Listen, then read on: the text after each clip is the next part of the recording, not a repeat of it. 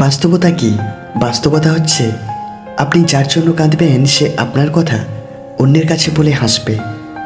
জীবনে এই 5টি জিনিস খুঁজে পাওয়া খুব কঠিন: নিজের মনের মতো একটা মানুষ, নিষ্পাপ একটা মন, কষ্টের ভাগিদার, নিঃস্বার্থ ভালোবাসা আর বিশ্বাসী মানুষ।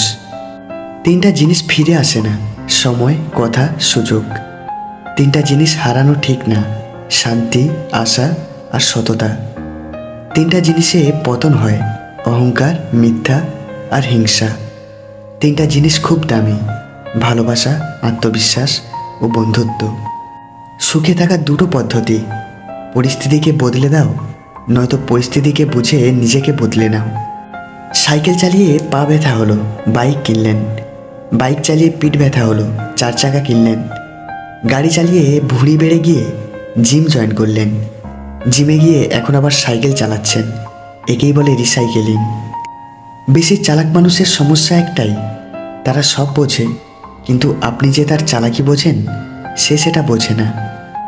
জীবনের সেরা শিক্ষাটা পাওয়ার জন্য কারো না কারো কাছে একবার ঠকে যাওয়াটা খুব দরকার।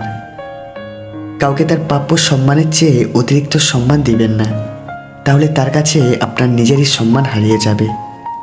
পাওয়ার পর যদি মর্যাদাই দিতে না পারো, তাহলে হারিয়ে যাওয়ার পর কেঁদো না। বিবাহিত কোনো মেয়ের প্রধান শত্রু তার নিজের মা, কারণ তিনি মেয়ের সংসারে এতটাই নাক গলান যে মেয়ের কল্যাণের চেয়ে অকল্যাণ বেশি হয়। বিশ্বাস করা ভালো, তবে অন্ধবিশ্বাস নয়। ঠিক তেমনই আশা করা ভালো, তবে প্রত্যাশা নয়। কিছু মানুষের স্বভাব কোনোদিনই পাল্টাবে না। তাদের যতই ভালোবাসা দাও, তারা স্বার্থপরই থাকবে। জেতার মজা তখনই আসে যখন সবাই তোমার হারার অপেক্ষায় বসে থাকে। মানুষ অন্যের দোষ দেখতে পেলে বিচারপতি হয়ে যায়, আর নিজের দোষ ঢাকার জন্য উকিল হয়ে যায়। মুখের ভাষা যখন অসহায় হয়ে পড়ে, চোখের ভাষায় তখন অনবরত জল পড়ে।